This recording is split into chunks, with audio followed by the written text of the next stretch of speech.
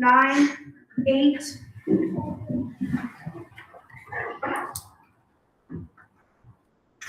right, let's go ahead and call our work session for Monday, March 9th to order. We'll go ahead and start with a roll call for our quorum. JC. President Galbraith? Present. Vice President Mueller? Present. Secretary Miller? Board Member Murray? Present. Board Member Berry? Present. We have a quorum. Okay, thank you so much. All right, we'd like to welcome everyone out. We'd like to excuse Beth Miller. Probably many of you know she's put in her resignation, but we'll talk more about that in the main meeting today. She wishes she could be here though with us. But we'd like to welcome everyone out. This is really fun. We've got so many families, and I know we have this big space, I believe, right, for the kids to come in here in just a few minutes. So I'm so excited about this, actually. So I'm super excited. But thank you, everyone, for taking time to be here with us today. And yeah, we'd like Dr. Dr. You're welcome to come sit over here. So we will start tonight, or this afternoon, with approving our prioritized agenda and proposed time allocations. I can get a motion. Board Member Mueller, I'll motion to approve the agenda and proposed time allocation. Board Member Berry, second. Yeah, motion is second. All in favor? Aye. Any opposed? Motion carries. Okay. So our first item and only item today is to go over this board work session for integrated arts. Dr. Cleveland, where do you want to start things off and then hand it off over to your directors? A couple of years ago, we began to look at some possibilities for some magnet programs or specialty programs that we thought might offer parents more choices. We live in a world today of choice, and the more choices that you offer people, we find that parents are more satisfied with that. But we were looking even more importantly, was there some ways to increase student engagement and student academic performance? And were there schools that were accomplishing that by using maybe some different approaches and some different techniques? And we've had some folks do a lot of work over the last 2 years, but we identified some schools that we wanted to visit. We took a group, including parents, to the Denver area and observed some schools there, and came back and after a lot of discussion and having discussion with the board, decided to move forward with this year a pilot program for integrated arts, and then to move into implementation this year. And so they're going to share with you kind of where we've come from, all that we've accomplished, where the program is now, and then maybe more importantly, what are the things that need to happen for this program to move forward from this point on. And so it's we really want to thank everybody that's been part of the process. Certainly under the leadership of Dr. Kurt Schmidt and Jana Chanel, and then the principals who have played a key role in that, and especially the staff who have really stepped up and made this an exciting adventure for their school. So much time and effort and work has gone into it. Beth was one of the ones that was part of the visit and came back very excited, and also President Galbraith also attended. But it was a really interesting group of folks, and we had, I thought, some just amazing parents who went with us on that first visit, and then we have had some visits since then. So again, I'll turn it over. Who's going to make the introductions? Dr. Schmidt, you will begin this afternoon. Thank you. President Galbraith, members of the board, Drs. Cleveland and Dodd. Thank you for the opportunity today to talk to you about our arts integration journey over the last couple of years. As Dr. Cleveland said, in a pilot situation, and now we're looking forward to moving to full implementation in the coming years. So the next slide. This is our team who's been doing the work. As you can see, it's several people. It is myself, Ms. Chanel, Ms. Morales, the school principals, assistant principals, instructional coaches, and special education instructional leaders. So we're all, I think most of us are here today, some of us in very fetching arts integration t-shirts, as you'll see. So we're very excited, very, very happy with this, this set of leaders. Next slide. So by the end of this presentation, we hope you have a better understanding of arts integration. And I'd ask the board right now, and Dr. Dodd, just by a show of thumbs, show me what you know about arts integration. Like, yes, I know arts integration, I can teach it, I'm not too sure about it, or I know nothing about what you're talking about. So just show me, right? I mean, I went with you, so I feel pretty. No, okay, great. So hopefully by the end of this presentation, we'll have a better understanding of what we're talking about. You'll have an idea of the history of our journey. Dr. Cleveland let you in and stole a bit of my thunder for one of the slides here, but that's all right. The successes, challenges, and requests as we move forward. So what is arts integration? There are a lot of different definitions out there. The one under which we operate is that which was developed by the Kennedy Center years ago. We have been in a partnership with the Kennedy Center and the Santa Fe Opera since 2012, and I'll talk more about that partnership later. But this is the definition under which we operate, and I'm going to read it to you, but I want you to look particularly at the words in color. So arts integration is an approach to teaching in which students construct and demonstrate understanding through an art form. Students engage in a creative process which connects an art form and another subject area and meets evolving objectives in both. So I would ask the board and the superintendents, what words, maybe those in color, stand out, and what are your first impressions of those? Even President Galbraith can talk, even though she's been on the jury. Anybody? I love that connects an art form to another subject area. That stands out to me. Evolving objectives, I like that. Great. I like approach. It's approach to teaching, right? There's lots of different ways to do it. And this is one of those ways that we can bring that to our students. And Those, again, all the points that are in color here are probably the key aspects of this. But probably from our standpoint, the main idea is that it is an approach to teaching. It is not a curriculum. It is an approach to teaching. It's a tool in the toolboxes of teachers. It takes an art form, another content area. You teach the other content area through the art form, but the students learn something about both in the process. So, next slide, please. So it might be good to see how the arts exist in the schools right now. Most of the time when you say fine arts or visual and performing arts in the schools, you think of band, choir, orchestra, guitar, visual arts, dance, drama. Those are self-contained disciplines that have their own sets of standards, their own skills and knowledge bases that we want students to know and be able to do. Very important part of the curriculum. An arts-enhanced curriculum is something a little bit different. And the best way to describe this, I'm going to put the board, I'm going to put all the parents and students on the spot and everybody up here. We are going to sing the ABC song. All right, so do, ready, here's your starting pitch. Just do the best you can. Here we go, ready? A, B, C, D, E, F, G, H, I, J, K, L, M, N, O, I don't hear everybody. Q, R, S, more gusto. T, U, V, bravo. W, X, Y, and Z. Now I know my ABCs. Next time, won't you sing with me? Bravo. And that went off a lot better than I thought it would. Kudos to you. So if I were to say a kindergarten teacher used this in her classroom, what is the objective of using that song? To teach them the alphabet. To teach them the alphabet, right? It's not to learn anything about vocal technique. It's not to learn about melody or rhythm or the form of the small piece. It's not to know the background of it, that it was written by Mozart, all those things. The idea is to learn the ABCs. That is arts enhanced curriculum, arts enhanced approach to teaching.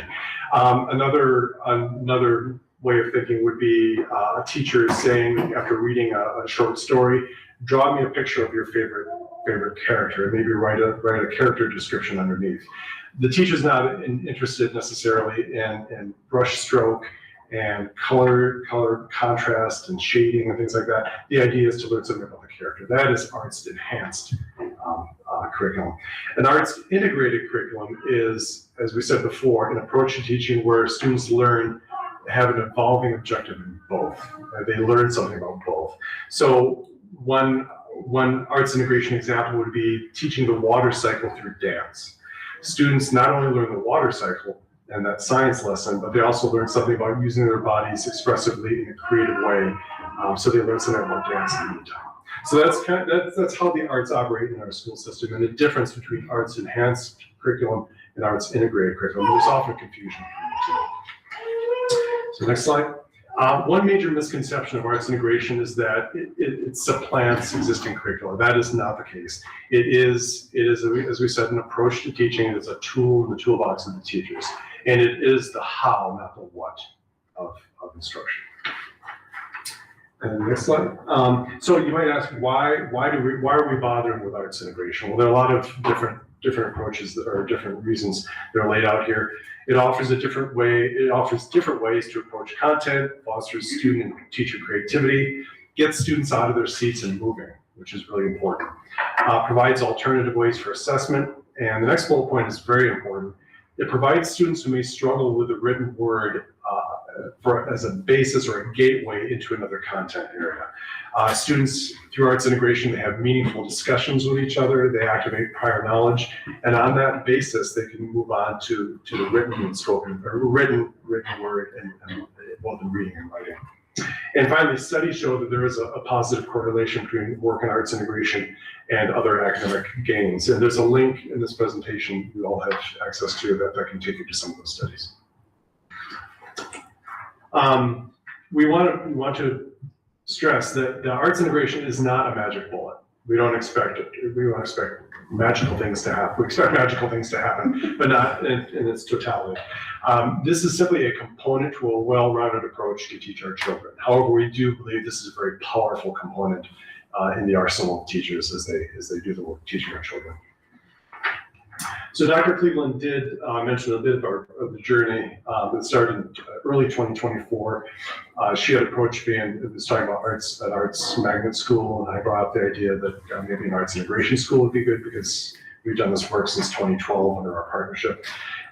As it happened after our conversation, and when I was doing some research, I went to an arts integration conference and was seated at a table for dinner with the principal and the instructional coach from the Belmar School of Integrated Arts up in Lakewood, Colorado.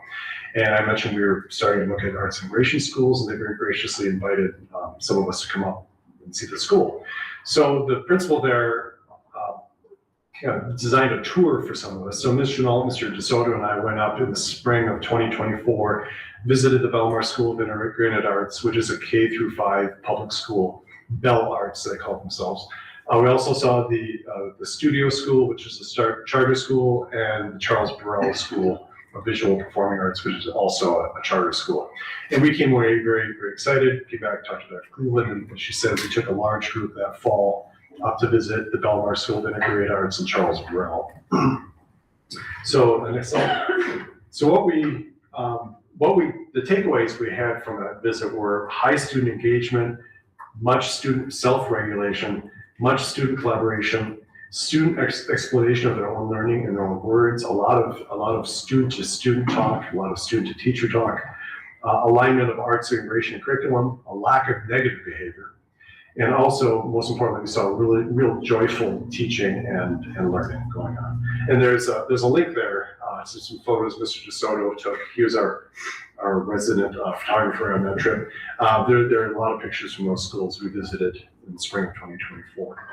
So we were very, very taken with Belmar School of Integrated Arts. They seem to have gone through the stuff they wished us not to have to go through. And they made some suggestions about where to start and what to include. So they have two foundational programs. One is Acting Right, which we'll talk about in a minute, and the other is Reading Art, which we'll also describe. So next slide. Their first foundational program is Acting Right, which is a behavior program, first and foremost. This lays the groundwork for all future arts integration work. It gets students out of their chairs, active, moving, which is the type of work we want to see in an arts integration classroom. It also kills two birds with one stone. Since we are dealing with behavior issues, we thought another behavior program, experimental behavior program that's tried and true, could be used in our district. So one of the key components of acting right is that it believes, the philosophy behind it is that behavior is a literacy that has to be taught. It's not something to react to. It's something we explicitly teach our students how to behave and the teachers know how to react to emerging behavioral problems and how to address them. It also has the focus or the idea that we want students to be able to have a calm body, a focused mind, and balanced emotions. Those are stressed in the program. And there are other components here: the actor's toolbox, the concentration circle, cooperation challenge, and tableau, which we'll describe a little bit more in detail. The one thing to consider is that acting right is mainly a behavior program. It does end in tableau, which I'll define later, but tableau is more of an instructional tool to be used in other situations. Next slide. So the other foundational program they have is reading art, and this is the premise here is that visual art is a text that all students get access, whether they struggle with the written word, whether they're EL students, etc. It helps as a gateway into another content area. Students have conversations about the text, about the content of the artwork, builds background knowledge, helps those who might struggle with the written word build a foundation on which to further their own reading and writing. One example of this is the Civil War. So instead of just launching into a unit in the Civil War, a teacher could bring out several portraits of famous figures in the Civil War, other artwork about the Civil War. Students would have artistic discussions about these pieces of art, about the content, have rich discussions with each other, and then it activates their background knowledge before they launch into the content proper. Can I add one more thing? Probably one of the best PD opportunities we have ever been to, but they also use it as, here's several portraits, what do you think we're going to be reading about? So based on what they might have in common, it could be a portrait to a landscape, different types of pictures, they have to pull things together and try to figure out, what am I going to read about exactly? And then there's different strategies, different things to look for. I could do the song, but I don't think I would remember all the parts to it. And then after they enter the text, then they come back to the picture. And again, how does your lens look differently at these photos now, or the art now that you've read the piece? And they go back several times between the text and between the images. So it was actually, you're going to go this year, right? Yes, I am. It was pretty phenomenal. I think those of us who went found it to be one of the best opportunities we had. And we were at Crystal Bridges, which is an outstanding museum. Thank you. No So, singing. pardon? No singing. No singing? Some background in the Belmar School of Integrated Arts, upon which, we're basing ourselves on their model. Some pretty outstanding statistics from them. Their attendance rate is 94% after all these years of doing arts integration. Their chronic absentee rate is only 1%. The year after they fully implemented Acting Right, the behavior program, they saw a 75% decrease in behavioral referrals to the office, which is pretty substantial. The school did go through some major changes in 2013. There was some redistricting that occurred, and after the redistricting, a third of their school, both students and staff, were new, had not had any background in arts integration. So the data over those years is a little wonky, but they are starting to see, it was flat before doing the work on arts integration, but they are starting to see some economic gains. And again, not a magic bullet, but it is an important component of success. So the idea of having two schools was Dr. Cleveland's idea. Have two schools move to this model so that they could work with each other, lean on each other when they're doing this work.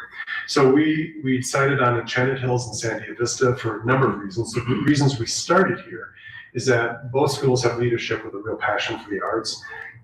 We have very strong art and music specialists in those schools, and the instructional coaches at these schools have themselves a background in the arts, and both are have a drama background, which fits in really well with Acting Right, which is a drama, basically a drama.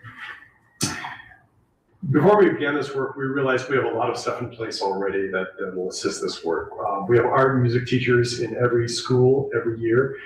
Since the inception of the school district, this is a real credit. to the district, we have had full-time art and music teachers at every school site teaching kids art and music every grade, every single year. So that is a real plus in this work. We have partnerships. We have the New Mexico Alliance for Responsive Teaching, or NM Art. That's our partnership with the Kennedy Center and the Santa Fe Opera. And I should explain that a little bit right now. That partnership, the Kennedy Center has said for this program, which is Partners in Education, or the PI program, you need one cultural institution in a community and a school district, and that's a partnership. Our partnership is the Santa Fe Opera, which is the cultural institution, and 4 school districts: Rio Rancho, Santa Fe, Albuquerque, and Las Vegas City Schools. So that's our partnership, and what we've done since 2012 is offer free of charge to teachers workshops in arts integration. So we've been doing this work for many years now, and the idea is that they go to a workshop in arts integration, they understand what it is, they're taught strategies that they can immediately return to the class and start using. And this has been a very popular program. We have managed to get every teacher at San Diego Vista and Enchanted Hills to at least one of these workshops this year, just so they have a taste of what arts integration is. So that's one of the partnerships we have in place and upon which we build. We have a partnership with National Dance Institute in New Mexico, and I'll describe that a little bit later. And we have a separate program with the Santa Fe Opera, a student-produced opera program where teaching artists come in from the opera and they lead our students in developing student-produced operas, both the libretti and the music for that. We have an arts firm in the community. We have a guaranteed and viable curriculum. And we have strong collaboration between the site instructional coaches. And as I said, I'll describe some of these partnerships a little bit more in detail later. So the structure and timeline we had in place, we came up with, was that year 0, last school year, would be simply a year for education. We wanted to educate the Board of Education. We wanted to educate the teachers, the staff, the parents, the teachers, or I said the teachers, the students, just what arts integration is. So it was our educational year. This year we call year 1, which is our pilot year. We're wrapping that up. We have implemented Acting Right. That's the foundational program we need to start with. We've gotten all the teachers through an arts integration workshop with our partnership with NM Art. Next year, year 2, we'll begin full implementation. We'll introduce a reading art, we'll continue to work with Acting Right, and continue to work with arts integration workshops. In year 3, will be all the above, but we'll add emphasis on public performances and displays of learning. Excuse me. And the last line on here is what we're striving to do. Learning, trial and error, and failure must be embraced. Innovation with permission to fail must be the culture. And we want teachers to take risks the same way we ask students to take risks. That is a little hard with teachers sometimes because they're rule followers and they don't like making mistakes, especially in front of the children. But we're asking them to be creative, lean into that, and again, be willing to take risks for their students. Next slide. Focus 5 is an organization of arts integration consulting, and it's the parent organization of Acting Right and Reading Art. We've been working with them for some time. In fact, the 2 co-founders of Focus 5 are Sean Lane, who authored Acting Right, and Melanie Rick, who authored Reading Art.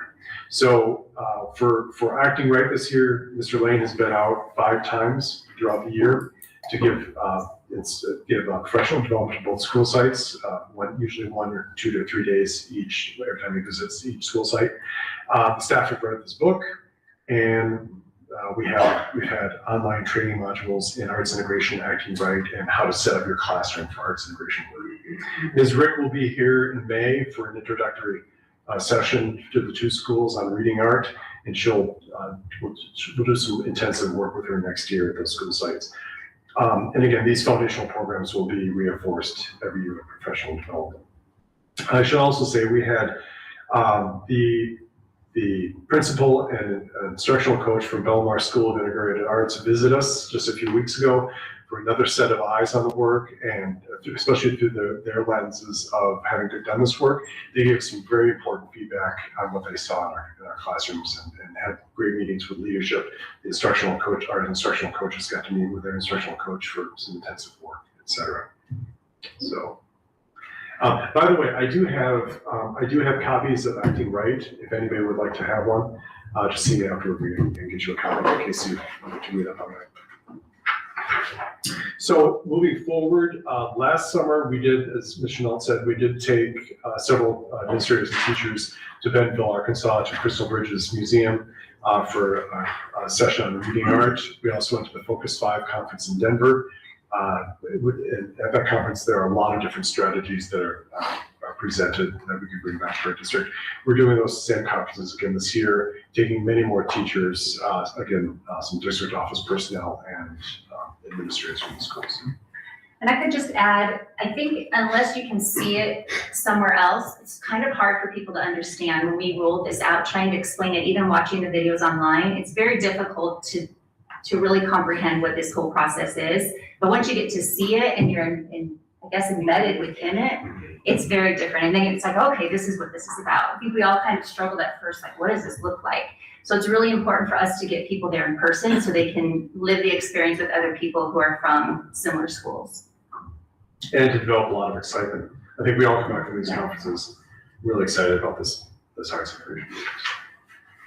Can I add just one thing Please. there? It's when we first were beginning to look at this, and there was a lot of discussion about why this particular area and why were we looking so much at integrated arts? And we saw a lot of really interesting studies on, and most of us know that, the positive impact that fine arts has on the brain, the mind, the thinking. And I don't know if you've ever read a biography or an autobiography about Albert Einstein. But Einstein, and I'm just gonna read this real short piece. Albert Einstein's assertion was that his scientific insights were all driven by musical intuition alongside conceptual overlaps where both disciplines explore space, time, and structure. Albert Einstein famously stated that the theory of relativity occurred to him by tuition with music, specifically by playing the violin and the piano, and it served as a driving force behind his intuition and his belief about how things worked in the universe. He believed that music helped him build a mental perception fabric of space and time. And he would talk about when he would run into a problem he just could not move on, he would just put it aside, go away, and then go, and he would either play the piano or the violin. And after a while, he was playing, he would go back and he was able to actually work through those problems intellectually. And so we know, we look at our students in the district and we see the impact of fine arts in terms of their academic performance and their success in many areas.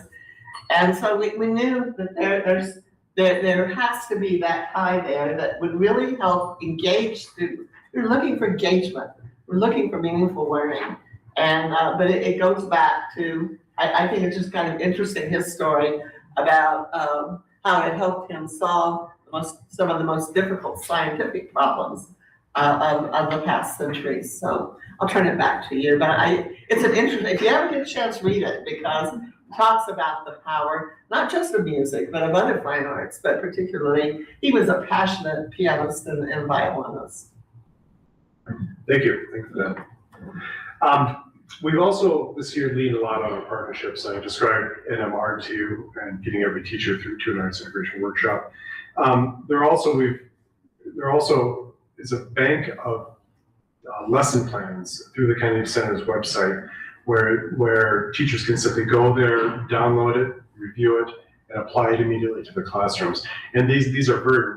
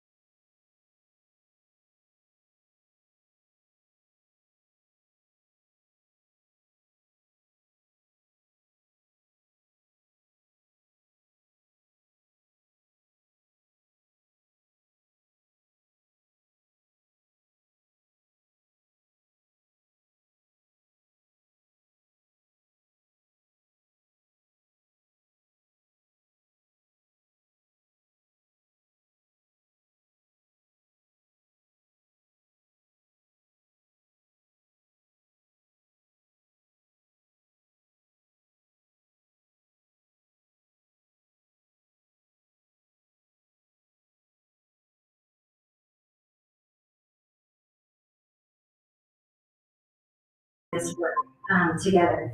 So we are starting to brainstorm. So this is just an internal document that we came up with. We have the grade level, the upcoming CKLA, which is our ELA curriculum, and we have the priority standard, our Common Core standards.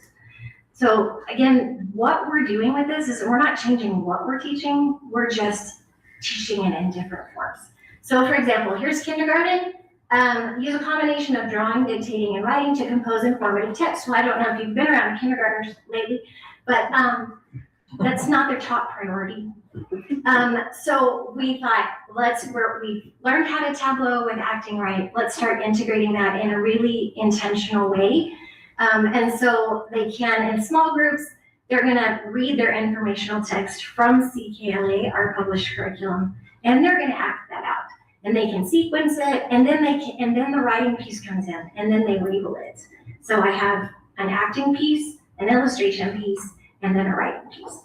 And so what we've done is we've looked at our New Mexico Core Art Standards. There are 11 New Mexico Core Art Standards.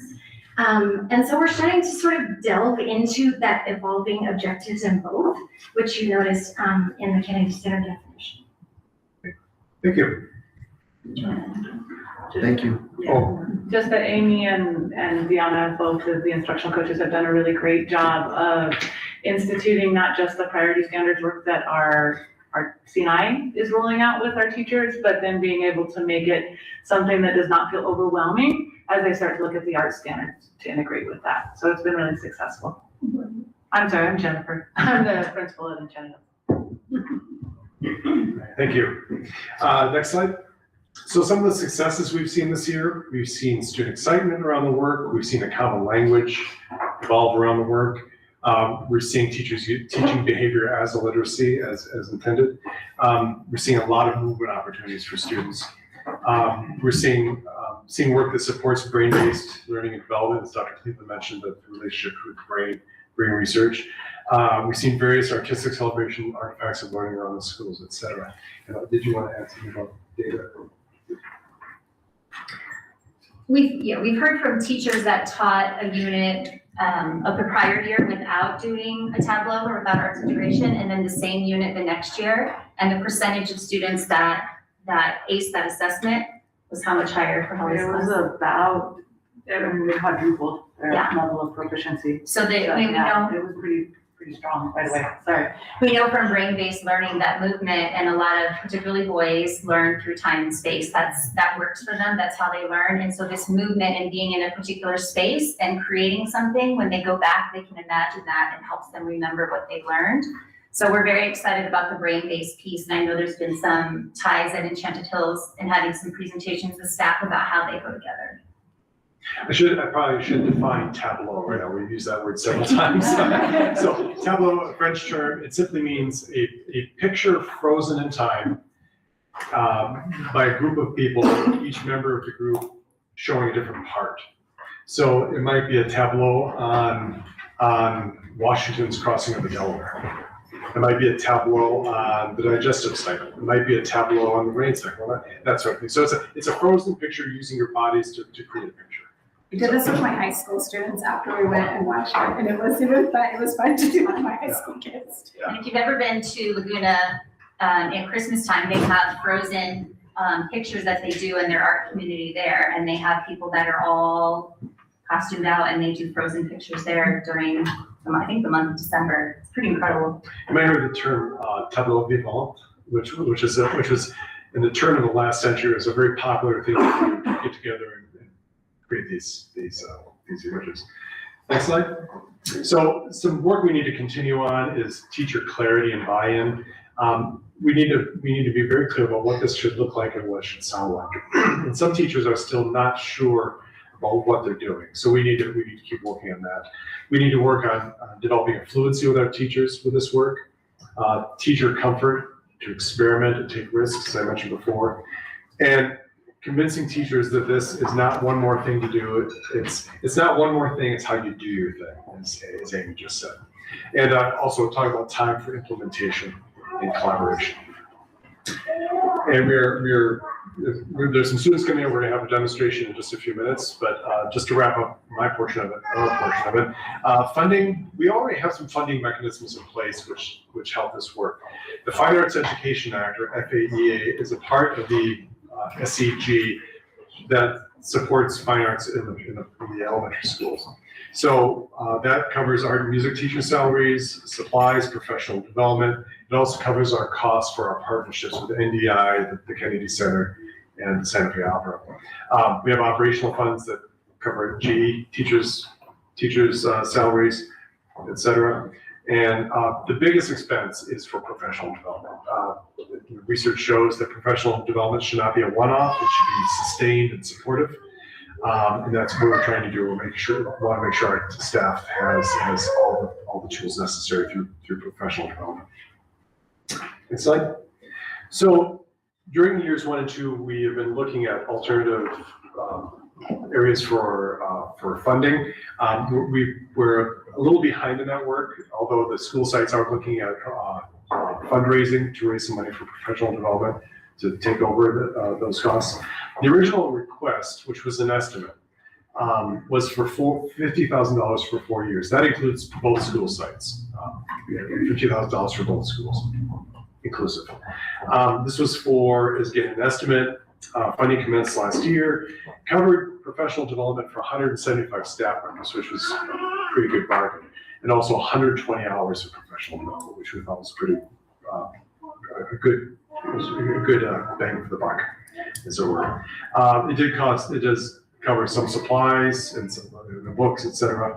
And again, we're trying to offset this when we find alternative sources of funding. So the next slide,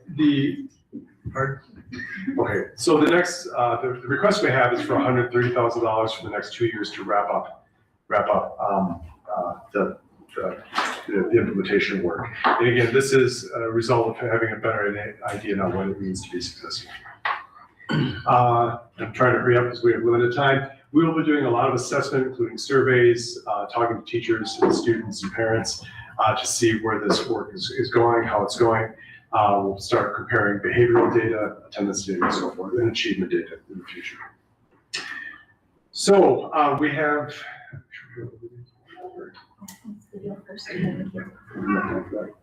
Okay. We do have 2 videos we would like to show you. They're 3 minutes each.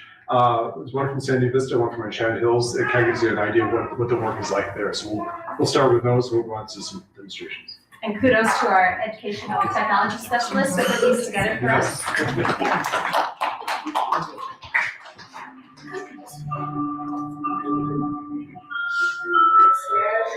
focus, we'll sign our contract.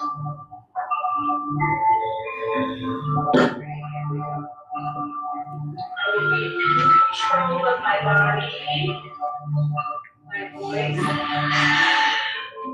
my imagination, your eyes, my concentration, my left focal point. I will cooperate and collaborate. Hands are by our side. We are standing in neutral. Our eyes are on a focal point, they're not moving around.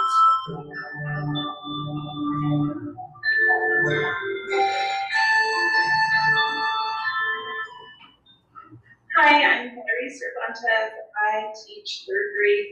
What I love about Acting Right is when we come in together, we do that concentration circle. It's really great for my students because that's where they start to really get focused for the day. They're balancing their emotions, they're calming their energy and getting into that workspace. The challenges have been really helpful because my students know that when they're working at their desks independently, that their focal point is now their work, their computer, and they're blocking out all of the other distractions around them. My name's Killian. I'm in 5th grade. Whenever we come in from recess, we're very worked up. So whenever we do that, we concentrate and it helps us control our bodies and stuff. So when we sit back down, we can control ourselves and actually learn. When I count to 6, I want you in 4 equal groups. 1, 2, 3. I'll join you guys. 1, 2, 3.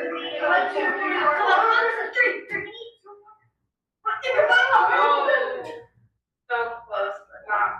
By the time I count to 5, I want 5 equal groups. What?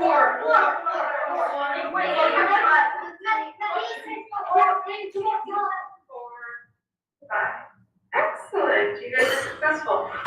Going into the tableaus, that's probably my students' favorite part. My favorite part, you're quickly able to see their minds start creating. They're looking at things in different ways. They're understanding content a lot deeper. When they're introducing their tableaus to the class, they're using that academic vocabulary, and they're really gaining a deep understanding of what it is we're teaching. And they're having fun doing that. And so I have really enjoyed being a part of Acting Right and Arts Integration and teaching it, learning about it, and seeing my students grow. Hello, I'm Ms. Ferrer and I teach 4th grade at Sandia Vista Elementary. I have really enjoyed the arts integration activities. Really gets the kids engaged, especially in building comprehension of the topics, whether it be vocabulary comprehension or content. I really like doing like tableaus because tableaus are really fun by the way we learn through them. Instead of writing down on paper or trying to remember it, and you can get it like into our brain by showing it with tableaus and our bodies to try to remember it. We'll watch both videos before we have a student demonstration.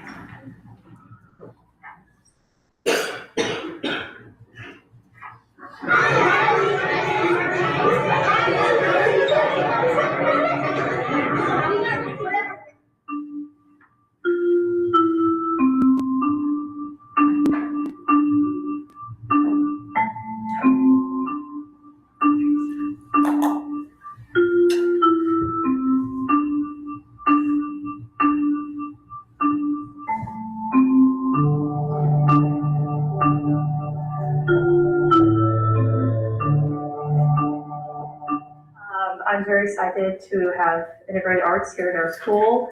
I think it's been transformative in the classroom. Just recently, we did a geology unit on volcanoes and geysers, and it was very exciting to see the students being able to work in collaborative groups and show me the parts of the volcano and how it erupts and using the vocabulary that was taught.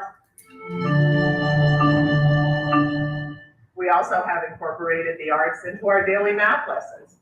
The kiddos act out our word problems in math and work together to find the solution. This has increased engagement, and this has increased the learning of difficult concepts. Kindergartners are always on the move, so integrating arts into academics has really improved the focus, the stamina, and the retention of all of our kiddos. The consistent language throughout the day and throughout every setting is what we have seen make the most difference. Students are making the conscious decision to make strong choices, demonstrate the ability to be the boss of their brain, and honestly, call each other out if they're not doing the same. Our students have demonstrated a higher level of respect for their learning environment and have developed the courage and strength to ask them for a calm learning environment from one another. While we as teachers are the leaders of the classroom, they have learned how important their contribution is to the feel and functionality of the classroom. Acting Right has been an integral part of our school day and has taught students the benefit and importance of a calm, successful learning environment, and has helped them to be much more self-reflective and aware of their own behavior and how it not only impacts their learning, but that of their peers. With calming myself down and with taking deep breaths in and with asking and taking for a walk. It brings our class together a lot, and it was collaborate part. It helps. It makes people not be mean to each other anymore and just learn how to collaborate. Acting Right has all types of things for everyone to do. It's a completely different variety packed into one lesson, like fruits in a bowl. You might not like pineapple, but you might love apple.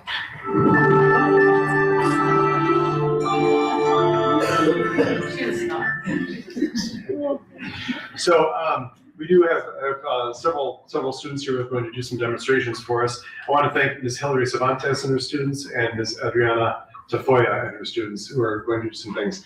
I'll do some introductory things first and kind of describe what you're going to see. So similar to the way when a fire bell rings, the bell or the alarm goes, students know exactly what to do. They know to stop talking, line up, be orderly, leave the building quietly, etc.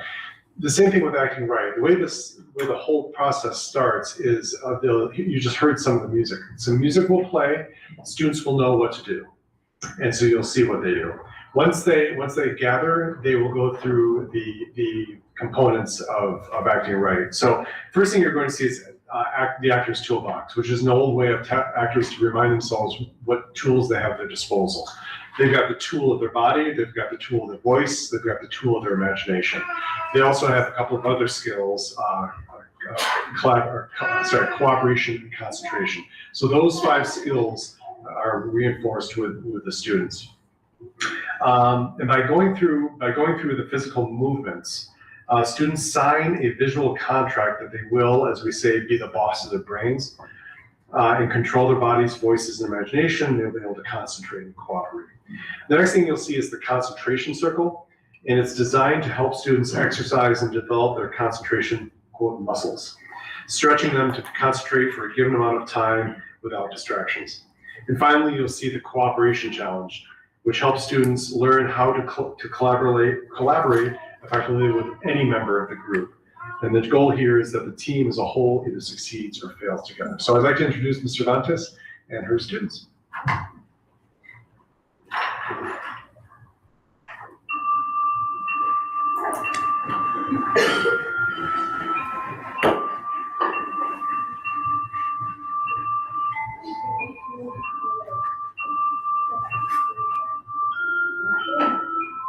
Sign our contract. We're agreeing to be in control of our body, our voice, our imagination. Close your eyes, take a quick trip. Open your eyes. Our concentration, find a focal point. We will cooperate and collaborate with one another. Stand in neutral for me. Find a focal point. Get your minds ready. Okay, here we go.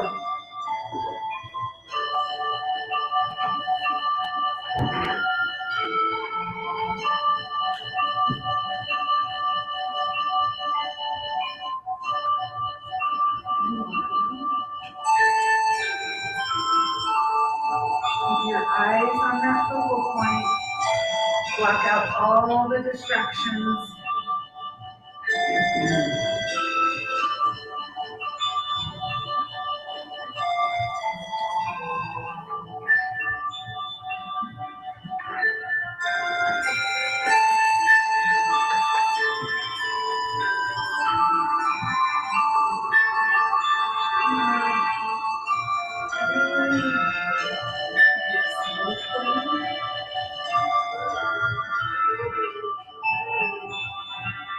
On that focal point, block out the distractions.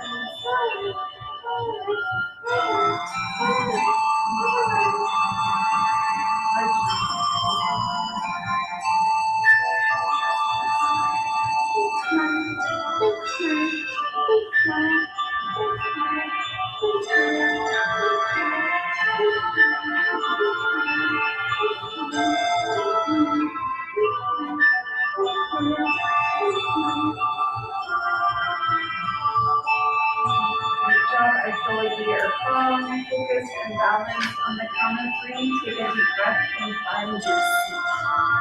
1, 2, 3.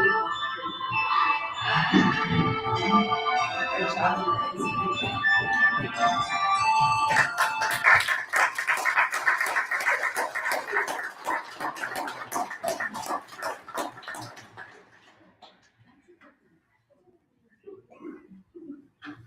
So our schools wanted to have you have a takeaway. That's the baskets in front of you. There's a variety of cute little artistic items, but in that you'll see a page protector that has the instructions for the tableau. It's a full page. It's in the back. Yes. And so Mrs. Tapoya and our Hills fifth graders are gonna come. There's also vocabulary words. They're gonna actually be referencing those words for their tableau. It's a given, I don't know. They have 2 tableaus to do for you, but I'm not sure we're gonna get to the second one, so. In efforts to make the group even, we borrowed a sibling, so she looks a little smaller, she is not. She graciously joined us. So we do this every day with our vocabulary, and so we have 3 vocabulary words that you see on your sheet, and you also have an expo marker, so you guys are actually gonna play along with us in how we do vocabulary every day in our classrooms. And so we go over the vocabulary and they write it down and they write the definition. This is very important so that they get to know the vocabulary. And then I will give them their word and they will demonstrate that. So they're going to demonstrate that whole process for you guys. I will have them sit. Once they plan it out, I'll have them sit and then I will call a group at a time and we will guess which vocabulary word they're presenting with their tableau. All right, group 1 here, group 2 there.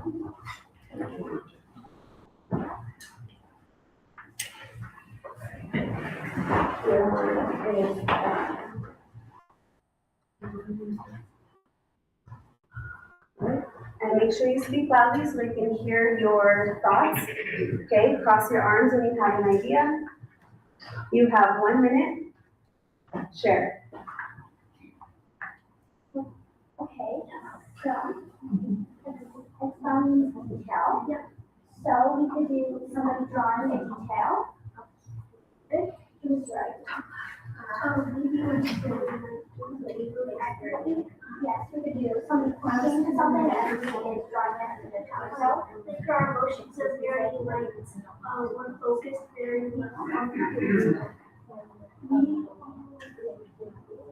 I can't hear you guys. I don't think so.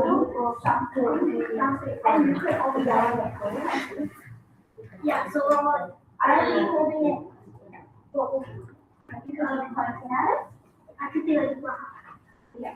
And then could I draw it then? So if we go to something, then I'd be like, make sure you do this. And you two are drawing a great detail on your paper. Make sure you have a sentence, you have 10 seconds. And so make sure it's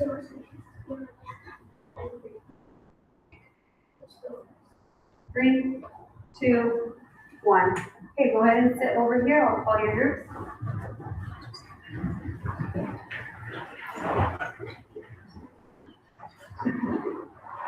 Right, group 2 in 5, 4, 3. So make your expressions look at the board, so because they're playing along over here. Okay. 3, 2, 1. You are frozen in place. You are not moving. So if you guys wouldn't mind looking at your sheet of vocabulary, writing the word that you think they are demonstrating and holding it up in 10, 9, 8, 7, 6, 5. You have an expo marker you can write on. 3, 2, 1. And then you can just show them off to me. Thank you. Valid. I'm going to All right, and sentence. We are representing valid. Nice. Group 1 in 5, 4, 3, 2, 1. And then the board. 10, 9, 8, 7, 6, 5, 4, 3, 2, 1. You can just hold it up for me. Expound, expound, expound. I would do this with my whole class, and so they have to look back and forth with the definitions to really know what they're representing. Sentence? We are representing extreme detail. Extreme detail. Good job.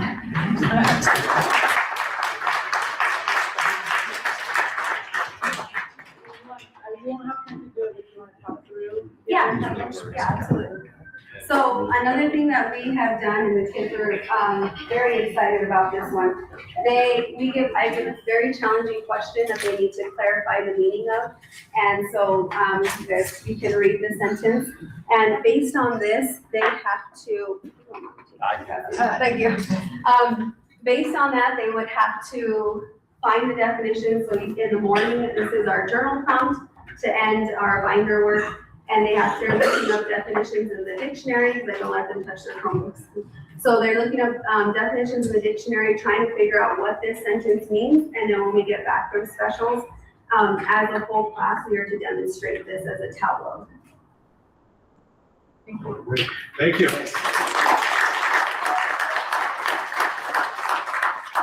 Thank you. Thank you to all the students and their parents who have sat through listening to me talk and for the end here. So thank you again for the demonstration.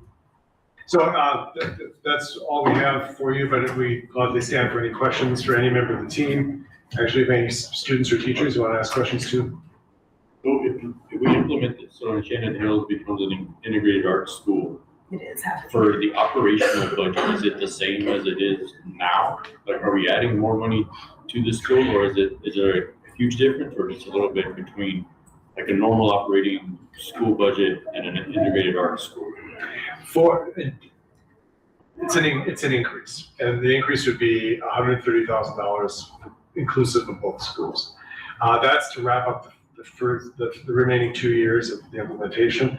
The idea is that we would find some other costs to offset that cost, unless the board wanted to continue funding at very high levels now. Do we want to spread it beyond the 2 schools in the future, like all the elementary schools in the district, or? I know. Go ahead. Sorry, I was just gonna say, we have interest from other schools. They're very interested to see, right now we're implementing, a new math curriculum soon, and we're also doing some other work through curriculum and instruction. So I know if we had more time, they would speak how that's been a little challenging this year, balancing all of that. But they've done a great job working with CNI to make that happen. But there are other administrators who would love to take this on. Does that change anything with PED and the points or units they give us for the way they grade us for the funding? I think it looks so good to other schools. I mean, when I went inside, you see that collaboration part, right? You see kids who, and I remember asking one of the young men when we were up in Colorado, and you saw some of those boys there, you're like, are you okay with touching each other? Like, that's okay with you? And he's like, yeah, like it's totally fine. Like at first I was a little worried, but now it's just fine. And I think it just teaches them these skills to work with each other. And that's what I love about it. And I think that you probably have other administrators who see that and that these kids are working together. They're developing this vocabulary and expressing their feelings in a way that's very, very mature. So I could see why other administrators would like to do that. So. Dr. Dodd, you had a question? I'm sorry. I think I forgot it. We'll come back to you. Come back to that. Michael. I had a couple questions, and I guess, so this is not gonna be a magnet school, it's just for the footprint of the school, the communities, it's not for like any community member to sign up to join, is that? The idea is to reserve some seats at the school for other families in the district who want to go be part of this. Okay, so that makes sense. I wanted to know, you referenced a lot, and I don't misinterpret my question as skepticism, just curiosity or clarity. The Belmont School, that's correct, is that? Belmont, excuse me. They had all the really good outcomes coming out of it. Is that because it's a school that's been doing that for a long time? The students have self-selected to be, with very supportive families to be involved with that? Or if you have families with more challenges, do we see the reduction there? I mean, that's what I'm trying to parse out here, that's a special school with a special mission. And they have community members that go to that school and they self-select themselves, so they often don't have as many challenges as maybe other students might have. That could very well be. They 2/3 of them are students who do not live in their boundary zone, but it is a neighborhood school. It's always been a neighborhood for the last 75 years. It's been a neighborhood school. So they started out that way, but they've opened up the doors, and some families select out, some select in. about I think they said 2/3 are also come from elsewhere in the city. That makes sense. That's good. And those are good points. I think whether they're self-selective or not, it shows the power of what they're doing. If 2/3 of people want to be part of this, that's how I think that. Yeah, right. I guess I would just think that students may really benefit from this. They may not have parents that, push them to go to those kind of schools that can benefit. So I don't know how to. Yeah, it's a good question. I'm not sure I know the answer. I don't know if anybody else. I would just assert, sorry, I would just assert that we are completely a community school, right? And we are serving the students that are within our boundaries primarily, and the students that have already chosen before they even knew about arts integration.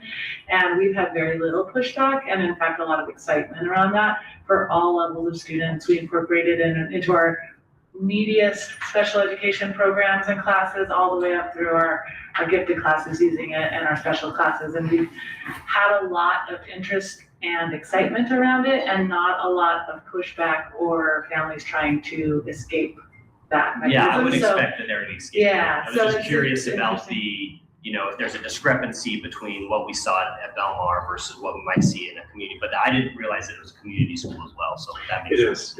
It is a smaller school. It's about 300 or 400 students, so it's smaller than our schools. Whether that affects it in a way, I'm not sure.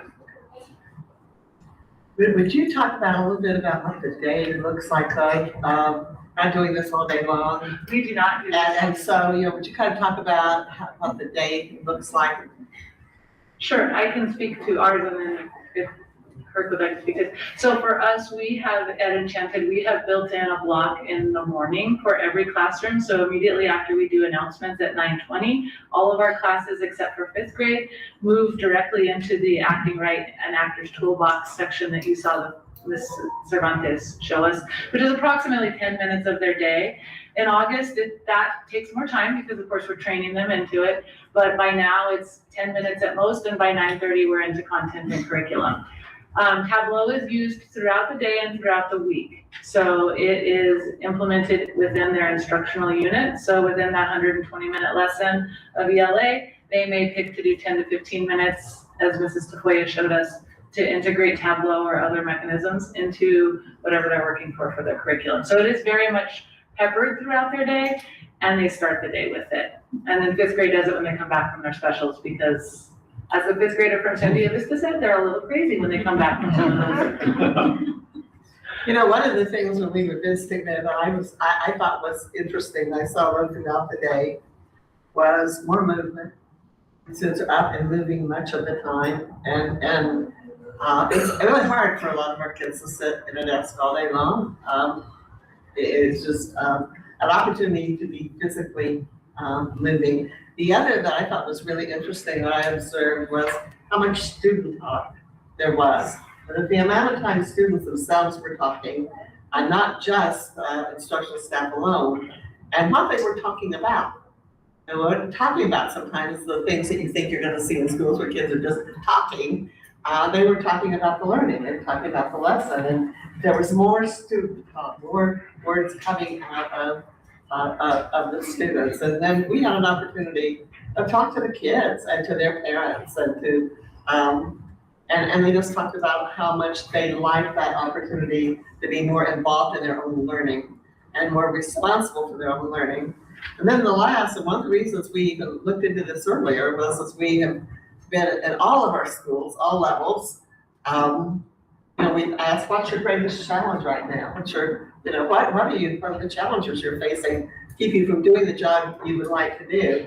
And without exception, any of our schools, they said discipline and students' ability to control their own behavior and to settle down and listen and learn.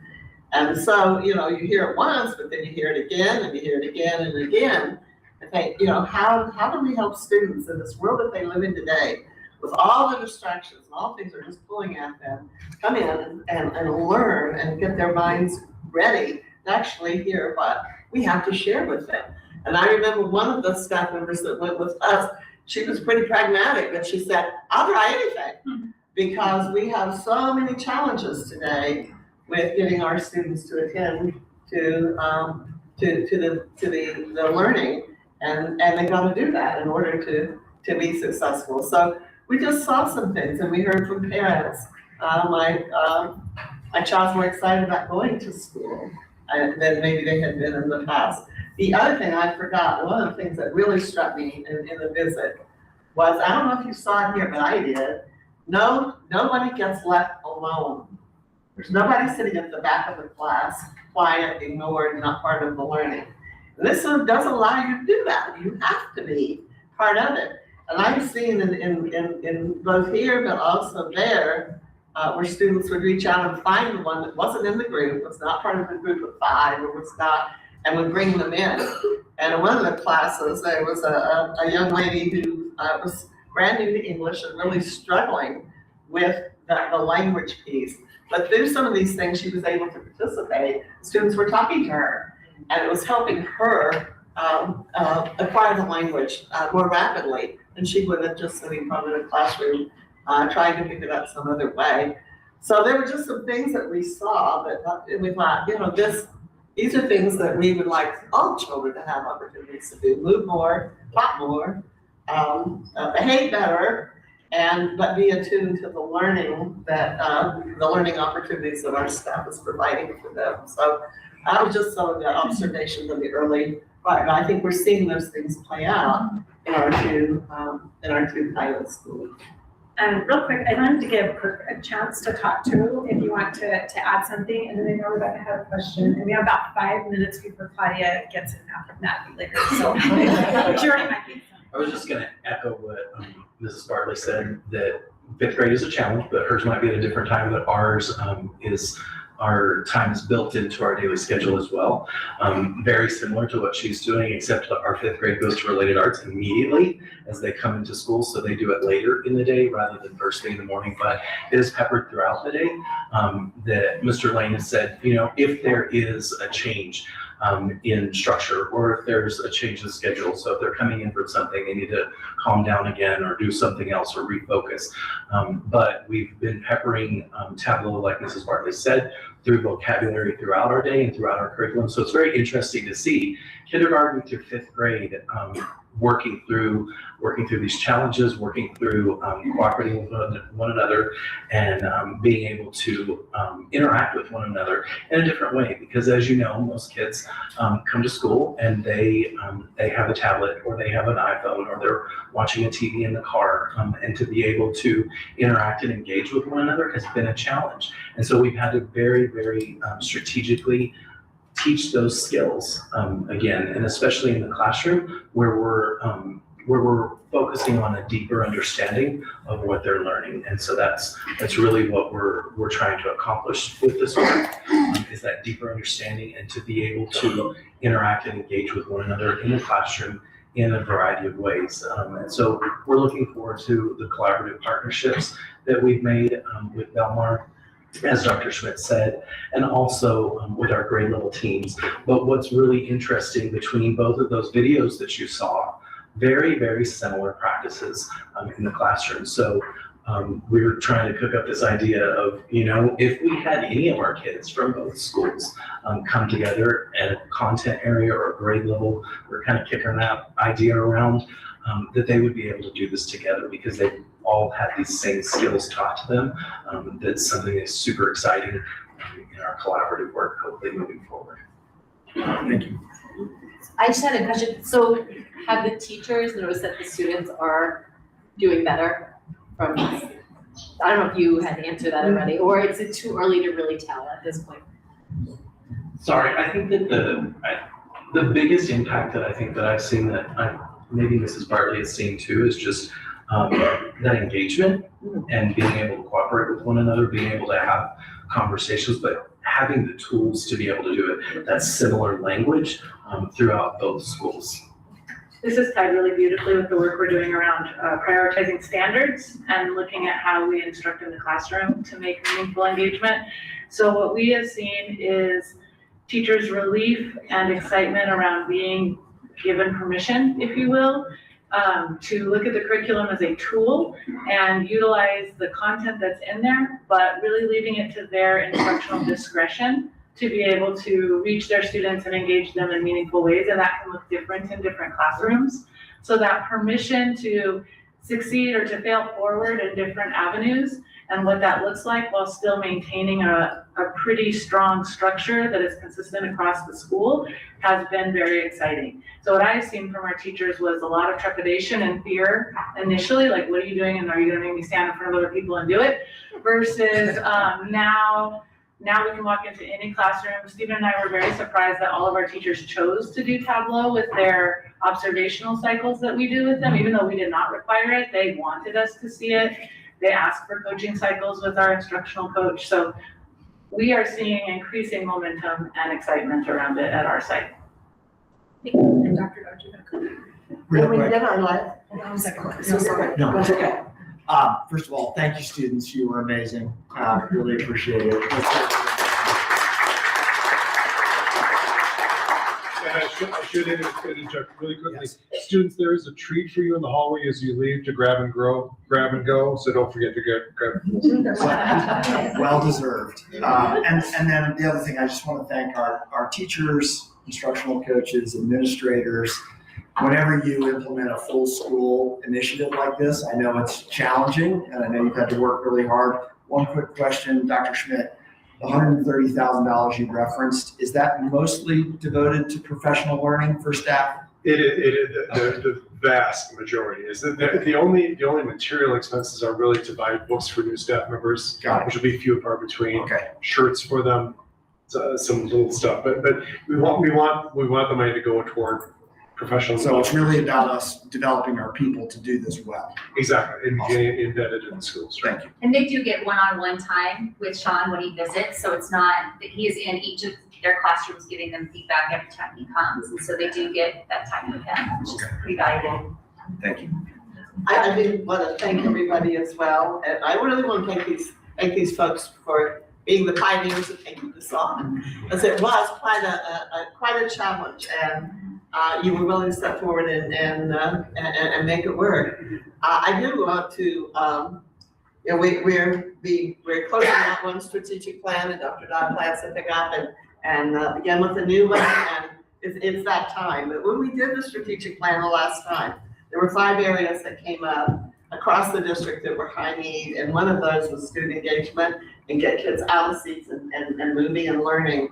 And so we heard that, and we heard it across the entire community, not just from educators, we heard it from parents, we heard it from the kids themselves. And so that sense of being involved in your learning, we've worked on that in many areas, not just there, in many areas. But again, thank you all for the hard work, time and effort you put into this, because this was no 5-minute job, right? And it continues to be a work in progress. And especially to our students, thank you for coming and sharing what you're learning with us. It was really interesting and really enjoyable.